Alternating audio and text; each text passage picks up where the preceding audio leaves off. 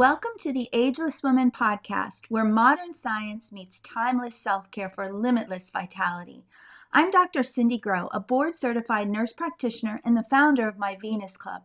This is a space for women who are ready to understand what's actually happening in their bodies and finally get real answers.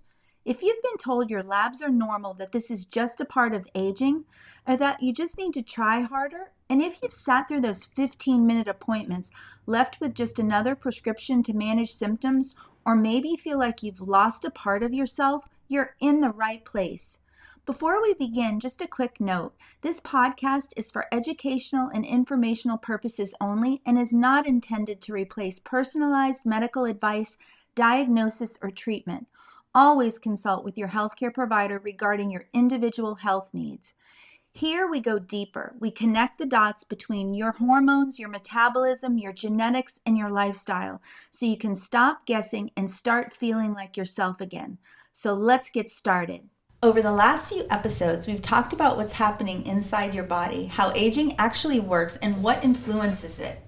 And in the last episode, we broke down what matters most: movement, sleep, nutrition, stress. But now we take it to the next level, because knowing what matters is one thing, but knowing how to apply it in a way that actually works for your body, that's where most women get stuck. So today we're going to make this practical, and I brought in two people who do this work every day, who I trust deeply, and who are an integral part of how we support women inside My Venus Club. First, Miss Lindsay, our lead movement medicine specialist. Lauren has nearly a decade of experience in Pilates, strength training, and corrective exercise, and she specializes in helping women build strength, restore functional movement, and move their bodies in a way that feels supportive, not punishing. Her entire approach is built around meeting women where they are and helping them create movement in a sustainable way for their life. And also with us is Brianna Liles, our lead registered dietitian. Brianna has nearly 25 years of experience in women's wellness and metabolic health, including 15 years in ICU-level clinical nutrition. She has a deep understanding of how the body functions under stress and how to rebuild strength and protect metabolism, especially through hormonal transitions and midlife changes. She also leads GLP-1 therapy research in her practice, 80/20 Wellness, and focuses on helping women create nutritional strategies that are both effective and sustainable. And what I love about both of you is that it's not about rigid plans or extremes. It's about understanding the body and supporting in a way that actually works. Thank you so much for being here with me today, Bri and Lauren. Oh, it's such an honor to be here with both of you. Yes, we're really excited. Okay, girls, so let's start with movement, because we talked about how powerful it is, but I want to take a minute to explain why in a way that actually connects to what you're feeling, because this is not just about exercise. This is about how your body functions at the cellular level. And when we look at the science of aging, movement is one of the most powerful and effective ways to influence multiple hallmarks of aging at once, which means it's impacting several of the systems that determine how you feel every single day. So let's break it down. Previously, we talked about mitochondrial function. And remember, your mitochondria is responsible for producing all the energy inside your cells and how you feel every single day. Your focus, your ability to recover, it depends on how well those systems are working. And over time, especially in midlife, those systems naturally become less efficient, which is why so many women say, I'm feeling tired, I don't bounce back the way I used to. And what movement does, it sends signals to your body to build stronger, more efficient powerhouses. So you're not just using energy, you're improving your ability to produce it, and that's a very different outcome. Next is metabolic regulation, and this is how your body uses and stores fuel. When movement is inconsistent or when muscle mass starts to decline, your body becomes less sensitive to insulin, which means blood sugar becomes more unstable, body stores more energy as fat, and energy becomes more unpredictable. And this is where women often feel sugar cravings, weight gain that doesn't make any sense. Movement, especially strength training and daily movement, really improves how your body responds to insulin. So instead of constantly cycling between spikes, crashes, your system becomes more stable, and that directly impacts your energy and your ability to maintain body composition. Chronic inflammation. This is also another big driver of how we age, and it often goes unnoticed at first, but over time it really affects your hormones, your metabolism, your mental clarity, your cardiovascular health. And exercise really helps to regulate that system. It improves circulation, it supports immune balance, so your body's not constantly on a heightened inflammatory state. So instead of your body staying in that on state where inflammation slowly builds over time, your body becomes more efficient at turning that response on and then bringing it back down. And that's what we want, not to eliminate stress, but to improve how your body responds to it over time. When your body is under a state of stress all the time, it's difficult for your body to move forward. And this is where I want the conversation to take a change. So Lauren, when you're working with women and you're looking at that full picture, what are you seeing most often when it comes to movement? Well, Cindy, most people are putting in effort, but the way they're moving, it's not actually supporting the systems that you described. So instead of improving energy, supporting metabolism, or helping the body recover, they're often creating more stress on the body. I see this all the time in women. I have one particular person in mind, but this has happened several times over my working career, that women get overwhelmed and they see their body like, quote unquote, failing them, and they think, okay, I need to work harder, I need to do more cardio, I need to sweat more, I need to eat less because I need to get this fat off of my body. And maybe they've been through high stress or whatever it is going on in their life, but what's actually happening is they've been in such a stressful situation that their cortisol is high, and that's causing them to hold on to fat, and it's causing inflammation in their body. And so what they actually need to do is slow down and just take a walk for the sake of taking a walk. And they don't sometimes that's like the hardest part for us as women. Yes. Yeah.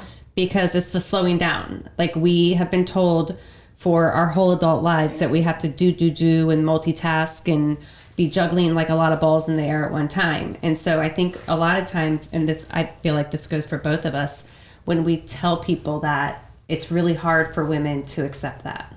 Yes, they think that they're not doing enough. And it is true. As women, you know, we often have children and marriages and jobs and all of these things that we prioritize over ourselves. And just to fit in that little bit of workout time to get it in, you know, we will compromise our sleep, or we will eat less and try to get that workout in. But really what we need to do is maybe work out less, but smarter. Take a walk for a walk.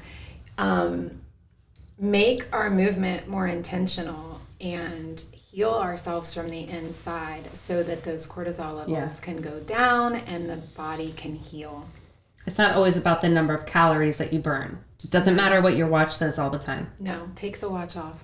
Take the watch off. And I hear from some women too, some of them do this intense exercise to get that endorphin rush that we often hear about, the runner's high. And because they have such stressful lives and so many things going on, they want that euphoric feeling that we get from all those neurotransmitters. Yes, but you get that feeling from resting. Yes, you do. From lying down and just breathing and being intentional about, you know, letting whatever it is go through the mind and then just letting it go.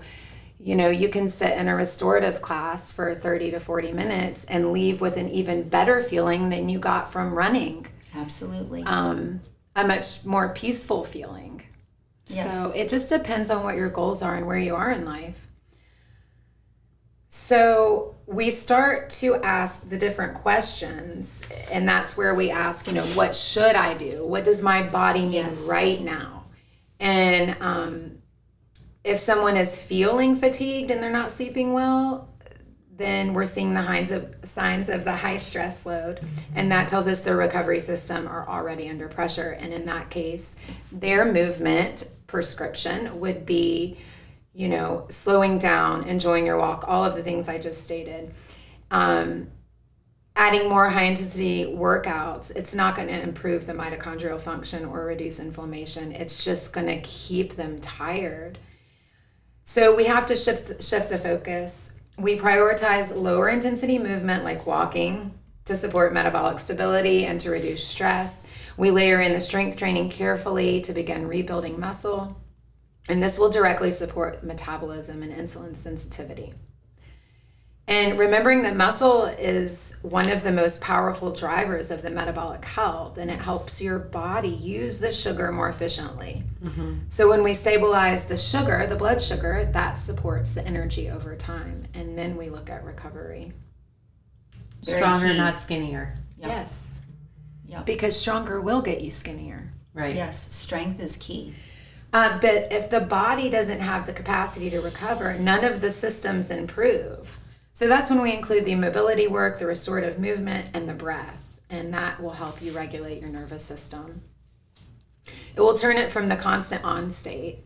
And what's interesting is when you start aligning movement this way, you will see the changes quickly. Energy improves.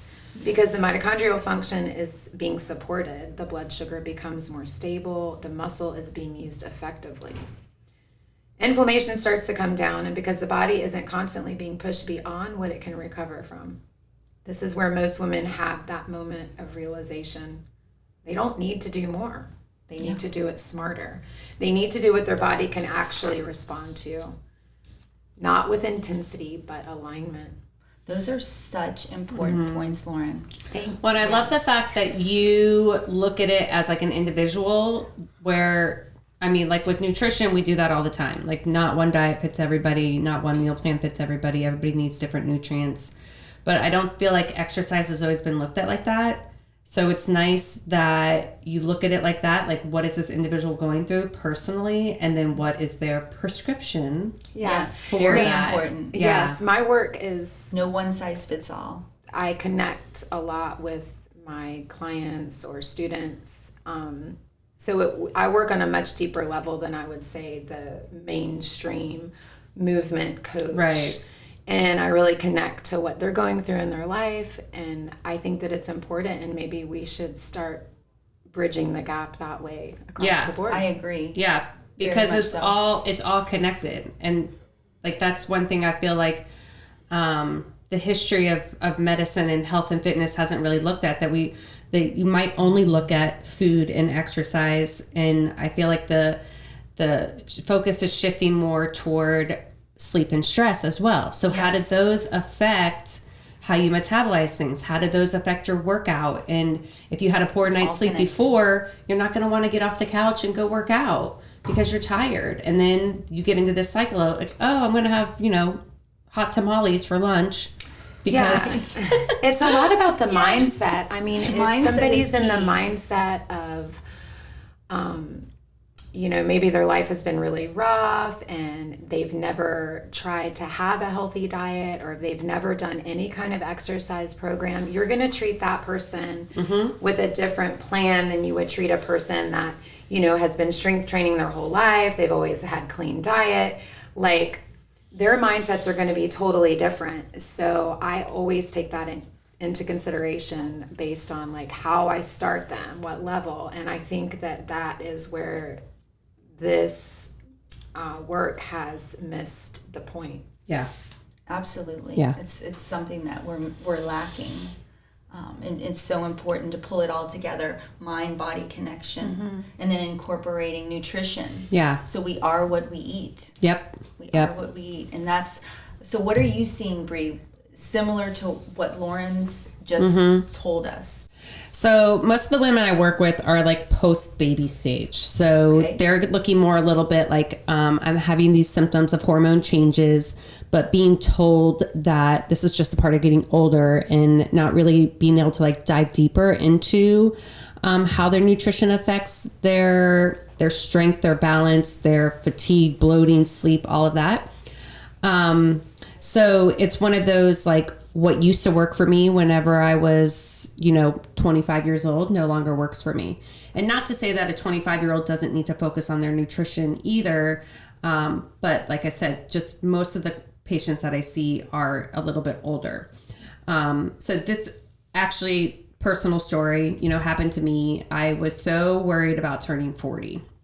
So nervous about it. I had like watched my aunts, turn 40 and kind of monitored what happened to them after, like, thinking what was going to happen to me. But surprise, it happened to me at 39, so a whole year earlier than I expected. And I went to go put on a pair of pants one day, and they just did not go over my hips the way that they used to.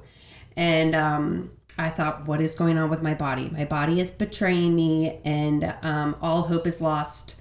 So after visiting with doctors and trying to get some sort of idea of what was going on and not really going anywhere, I started doing some diving on my own and figuring out that my body was trying to tell me something. And so trying to stop and stop Take the a moving, breath. Yes. take a breath, stop moving so Yes. much. I realized that, I just need to listen to what my body's telling me. So do not cut carbs, do not, restrict your eating, do not, try to do 2 workouts a day. Like, me personally, like, these were the things that were going through my head being in this field for so long, and really looking at, maybe I need to change my movement. Maybe I just need to change the way I eat or when I eat. I often didn't eat breakfast. I would not eat until 11:30. So changing that pattern in my meal or in my day, changing how late I ate, or the mindful eating, raising kids, I very often would eat the crust of a peanut butter sandwich or a handful of goldfish that were left on the plate. If you're lucky. Good point. So just being more mindful about what I put in my mouth. And the thing about it is that with nutrition, you can't always see what's happening on the inside of your body with nutrition until a lot of those Something's external going on. symptoms start to happen, like the bloating, the gas, the fatigue, even some, the mood changes, the cravings, the salty craving, sugar craving, late night craving, all of that.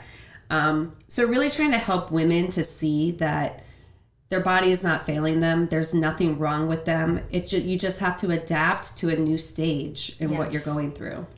And truly, though, these are things that you should be adapting, in your early 20s. Yes. Because if you had already adapted them at an earlier age, you wouldn't have to be adapting to them now. Right. It's just that your body was, what's the word I'm lacking? It's shifting. We go through different shifts. Yes, but before in your early 20s, you're just like bouncing back. Nothing is affecting Very resilient. you. Yes, you're your body's resilient. Thank very you. resilient. And so if we could just establish these kind of habits in women at a younger age, I think that maybe the transition would be a lot lighter.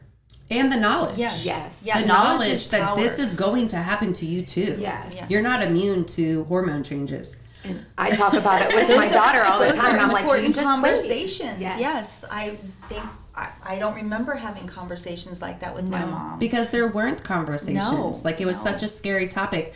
I even talk to people too, or listen to podcasts, and some people, I just didn't think I was going to go through menopause. I thought I was going to skip it. And it's like, nobody didn't skips even it. Nobody skips it. They didn't talk about perimenopause. No. Like that is like just a new thing that's Yes, come up. yes.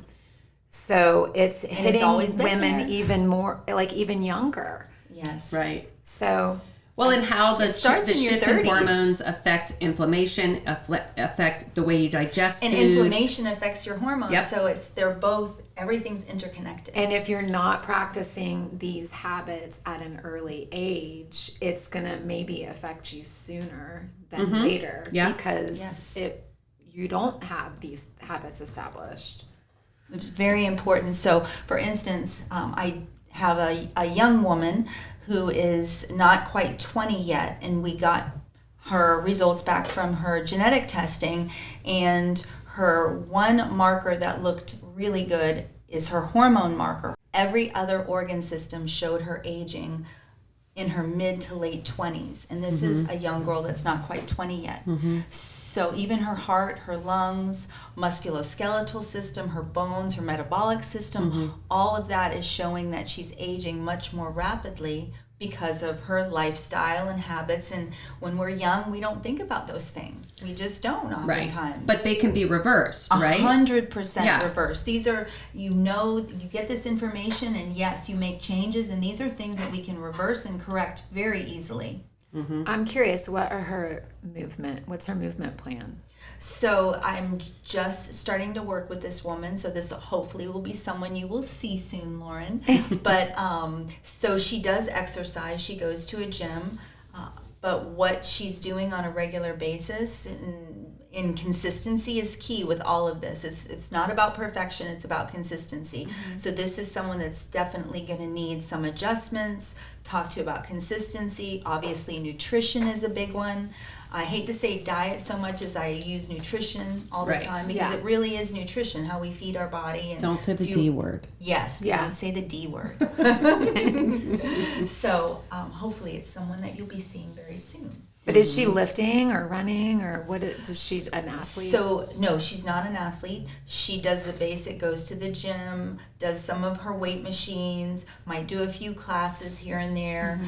She's not a known athlete or anything like that. So she's fairly new, I would say, to understanding how important movement is, and fairly new to understanding how important nutrition is. I think her nutrition over the years has been something that has been compromising her health. It's the crust off the sandwich. It's the crust off the sandwich. Because your kids don't eat the crust. No, I know. I didn't want to throw it away. I know. Oh my gosh. So important. So yes, all these really important points. Anything else that you want to add, Miss Bree? So yeah, I would say probably like the things I'm hearing most from clients and patients is, or the things that I have to educate them on is, number one, pushing for protein and muscle mass growth. Important. Huge. So pushing for protein, front loading protein. So not waiting till the end of the day to eat most of your protein. And then a lot of and I think we'll do another podcast on this, just like the mislabeling and the marketing of food in the grocery store. It's terrible. So what people believe is quote unquote healthy and good for them, and how it's actually filled with chemicals or pesticides, artificial flavors, or just really high in like processed sugars and fats. So that's a lot of what we talk about, is that just like misconception or misknowledge of things. And not that it's anybody's fault. I mean, the people who run these companies are really smart. They know how to market toward you. And so that's a great point. Yeah, because we don't know what we don't know. And I often tell people, if you read a label and you don't know how to pronounce a word, it's probably something we shouldn't be putting in our bodies. And it's really terrible because it's definitely something you shouldn't be putting in your body. Absolutely. Absolutely. Such a good point. And without knowing what is right and what fits for us, we just can't make the right decisions. If we don't know what our body really needs, sometimes it's hard to make those right decisions. And I think that's can be confusing for people. So it's once we know what our body needs, we can pay attention to how our body's responding, give it what it needs, and that's a really different place to operate from. Yeah, Definitely. once you know better, do better. So I think what has come out in the public in the last couple years, and what's going to come out in the next 5 years, is as far as like you said, the epigenetic stuff. Yes, personalized medicine. Yes, it's going to be so amazing for people, and I mean, who knows? We might all live to be 100 and be happy and healthy and.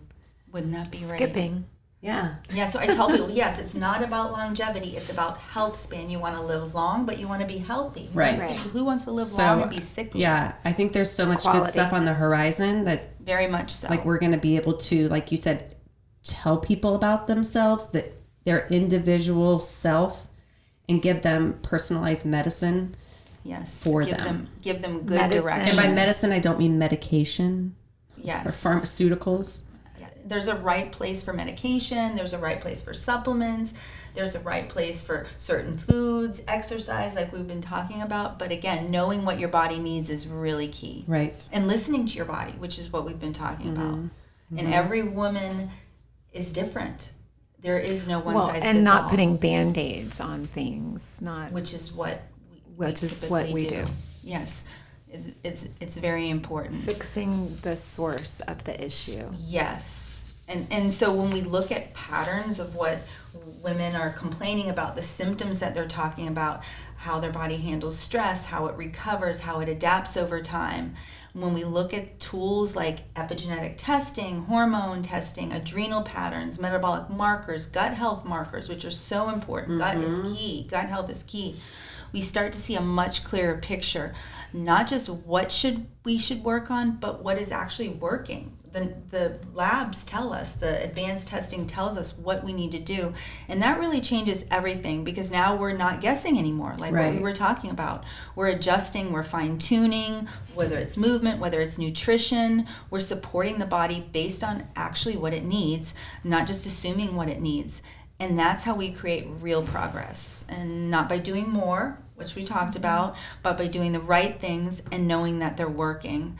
And this is where it becomes very personal, because no two women have I ever seen any two women respond the same way, have the same labs results. Even when I think about myself, my sister, or if you guys think about your siblings, I mean, we respond differently. Even though we're sisters, we respond different to stress, recovery. We have different goals that we've got to think about that too. Everybody has different goals when they come to us. So we have to consider that as well. What are their goals? What are they trying to achieve? And this is really different. This is where we have to tailor things to really fit our clients, our patients. And that's when things really start to feel different for them too, because we're listening to them, we're getting them the testing that they need. And like you said, Lauren, you're always connecting with your clients, which is so important. We're listening. What's going on in their life? That's really a big part of what we need to be doing to really help personalize things for patients, for clients. This gets them the clarity that they need, and that helps them move with more confidence with whatever they're doing. I think this is a really important place for us to pause for just a second, because what we've been talking about today, again, I have to go back to this, and we've all touched on this. It's not about doing more. It's about doing what actually makes sense for your body. For all the listeners out there, let's take time to give them something that they can take home and consider and really think about. So for women that are listening, they're probably saying, where do I even start? Because it's so hard. It's overwhelming. It is very overwhelming. So I'd love for each of us to just share one simple thing that we can touch on for someone who's listening that would make a meaningful difference for them. So Lauren, what would you say? I would say just go back to the basics. Walking, sleeping. If God didn't make it, don't eat it. Yes. And take a nap. Yes. Okay. And that's okay to take a nap. Yeah. That's okay. What about you, Bree? One thing?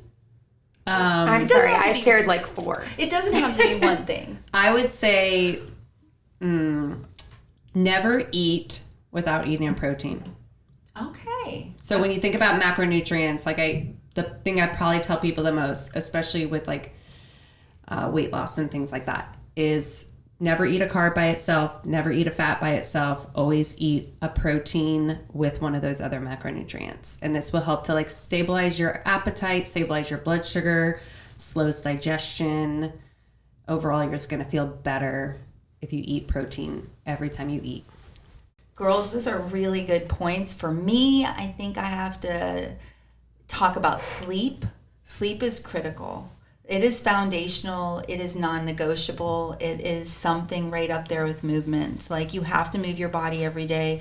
You have to sleep. That's when our body is going through restoration, recovery. It is absolutely critical. More than 90% of the women that come to me, sleep is one of their critical issues, and that's something that we work on immediately right away because it's so foundational. Your body is cleaning up toxins we've been exposed to, and it's just critical. If there was something I could tell them to help them sleep better, it would be at night when the sun goes down, that triggers our melatonin to start to be produced. as we get in that night mode. So stop using your phone, or go to the settings area and put your phone on the night shift or nightshade mode, so you have those warm colors. Get that blue light away from you. Use blue light blockers. Get those soft warm bulbs for your home. Those are always super helpful. You want to sleep in a very dark environment, so that's really critical as well. Maybe and get cold. Yes, cool and dark. So get yourself an eye mask. Make sure you're comfortable and cool, like Lauren just said. That's really important. And you want to go through all those sleep cycles. So a biometric data tracking device like the Hume one that we use at my Venus Club is really important. So you can see, am I getting my light sleep, deep sleep, REM sleep, and all of those sleep cycles affect the body differently, but they're all key. Very key and part of the cleanup process. So our brain is cleaning up in certain areas of light sleep, REM sleep, deep sleep. Our body is repairing and recovering during all of that, all those different cycles. So really try to focus on sleep restoration, really key. And you need a good 6 to 8 hours. I hate to say 6 because it's really short, but more like the 7 to 8 hours is really critical for people. Can you get too much sleep?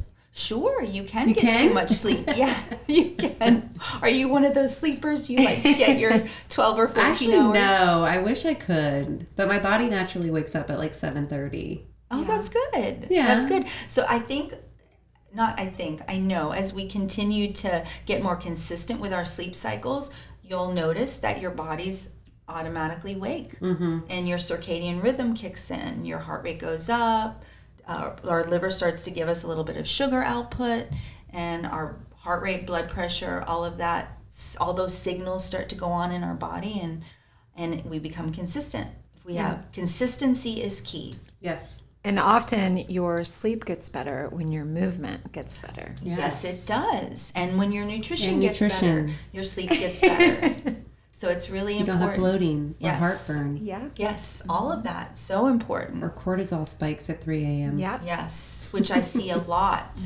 A lot. And then, of course, over time, the cortisol starts to flatten. That curve flattens. And then we become very fatigued. And then they're sleeping all the time, like you had just mentioned. So in the next episode, we're going to go even deeper into one of the biggest and most misunderstood conversations in women's health right now. It's near and dear to my heart. We're going to talk about hormones. We're going to talk about the stigma surrounding hormone therapy, the misconceptions women have been taught for decades, and the fear surrounding estrogen, progesterone, and testosterone, and what modern science and what the research is actually showing us. Because for years, women were told hormones are dangerous, avoid estrogen, just suffer through menopause. But now we're seeing a major shift happening in women's medicine, and we're going to break that down. The difference between bioidentical hormones and synthetic hormones, why timing matters, why metabolism, nutrition matters, environment, movement, why all of that matters, and how it influences the hormones, and how the hormones influence like brain health, muscles, mitochondria, metabolism, bone, everything. We're also going to have a very honest conversation about the risks and the benefits. Who may benefit, who may be at risk. So we're really going to look at why personalization is everything when it comes to hormone replacement therapy, and there is no one size fits all. The future of women's medicine is really individualized medicine, which is what we've been talking about. And it's about understanding your biology well enough to make informed decisions that support your long-term health span. So if you've ever wondered, hormones, are they safe? Am I a candidate? What does research actually say? What are the risks? What are the benefits? How do I know if it's actually a right fit for me? That's exactly what we're going to unpack in the next episode. And honestly, it may completely change the way you think about hormones and aging. And if you want to start learning more before the next episode, just visit my blog at myvenusclub.com. There's additional educational information around hormones, metabolism, how to optimize your health span, and we really want to focus on that from the inside out. And we really want to focus on that with movement and nutrition, just as Lauren and Bree has so eloquently told us today.